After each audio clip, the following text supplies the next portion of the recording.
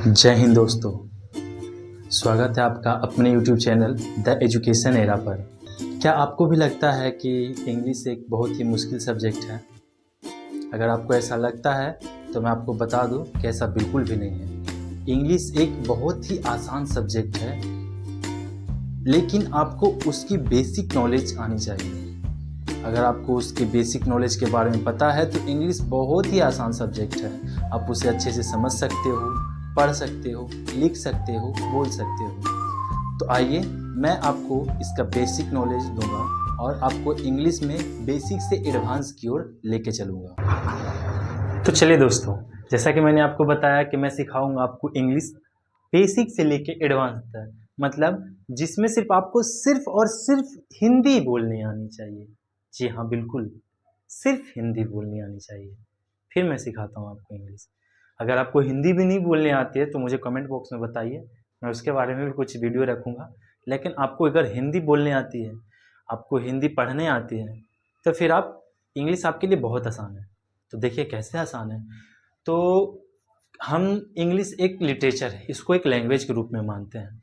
तरीके से देखो कि जैसे हिंदी है वैसा ही इंग्लिश भी है, लेकिन इसका साउंड अलग है, हिंदी का साउंड अलग है, इंग्लिश का साउंड अलग है, स्पेनिश का साउंड अलग अलग है, टर्किश का साउंड अलग है।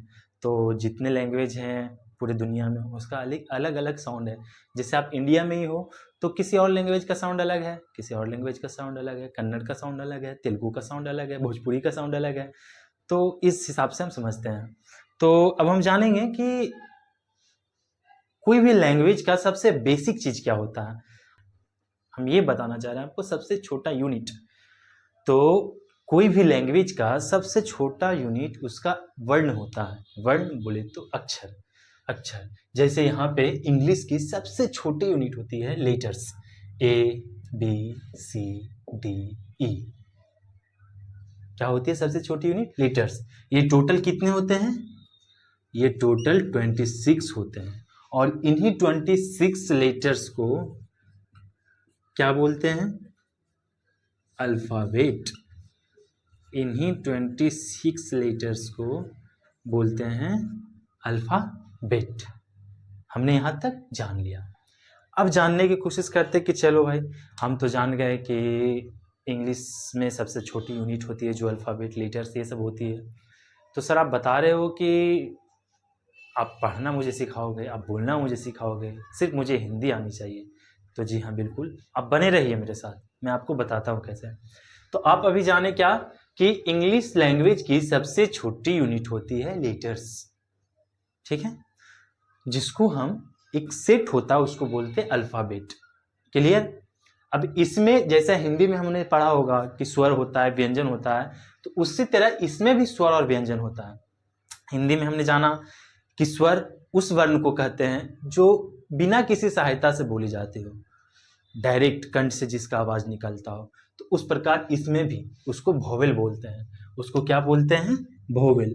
तो इंग्लिश में जैसा हिंदी में हमने जाना कि 11 स्वर होते हैं, तो इंग्लिश में भी 5 स्वर होते हैं। वो कौन कौन होते हैं?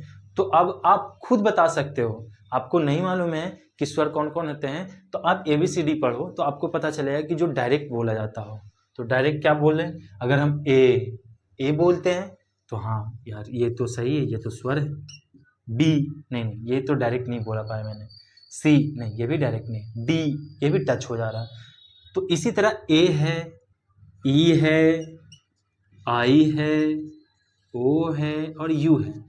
तो ये है जो वोवेल है, मतलब इसको वोवेल बोलते हैं। जो स्वर है, जो बिना किसी सहायता से डायरेक्ट बोला जाता हो, उसे स्वर बोलते हैं। जैसे हिंदी में होता है बढ़िया, छोटी, बड़ी, ऐसे करके।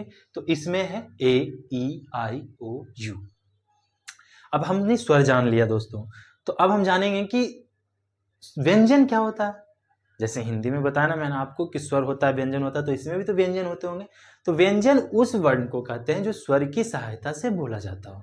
मतलब क्या कि हम अगर इसमें बी बोलते हैं तो इसमें कहीं ना कहीं लिप एक दूसरे से टच होता है, तालु टच होता है, तो इसको हम बोलेंगे कि नहीं ये कॉन्सोनेंट है। तो कॉन्सोनेंट के बारे में हम जानते हैं, तो टोटल कॉन्सोनेंट 21 होते हैं, ठीक है। लेकिन अब आप पूछोगे कि सर ये क्या लिखा है आपने, ये इसका क्या फंडा है? तो मेरे प्यारे दोस्तों, इसका यही फंडा है कि ये दो सेमी वोवेल हैं, W और Y।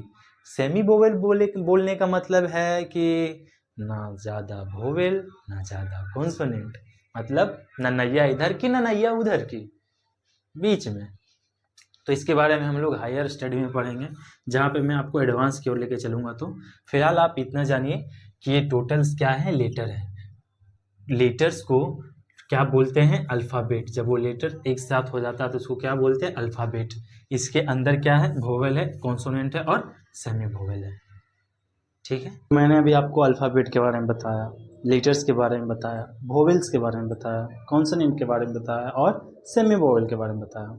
अब आप बोलोगे कि सर आपने ये क्या लिखा है, क ख ग घ बहुत सी छोटी सी चीज़ है, आपने क्यों लिखा? तो सर मैंने इसलिए ये लिखा है ताकि मैंने आपको पहले बताया था कि आपको हिंदी पढ़नी आनी चाहिए।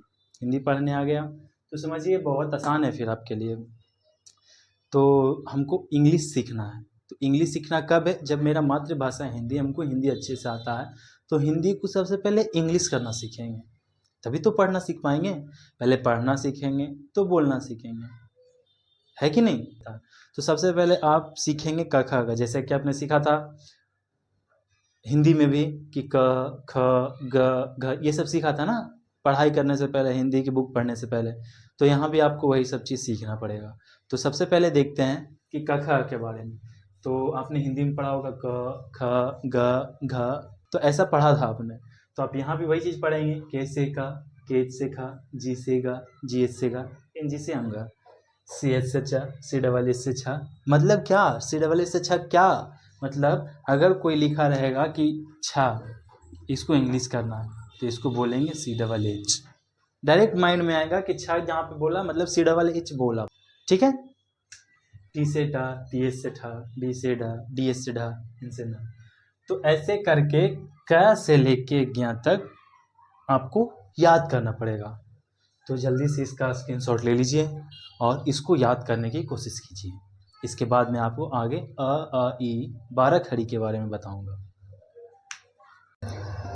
इसी तरह से बेसिक इंग्लिश सीखने के लिए सब्सक्राइब कीजिए इस YouTube channel the education era को। साथ ही बेल आइकन का बटन दबाइए ताकि मेरी नेक्स्ट वीडियो आप तक पहले पहुंच सके।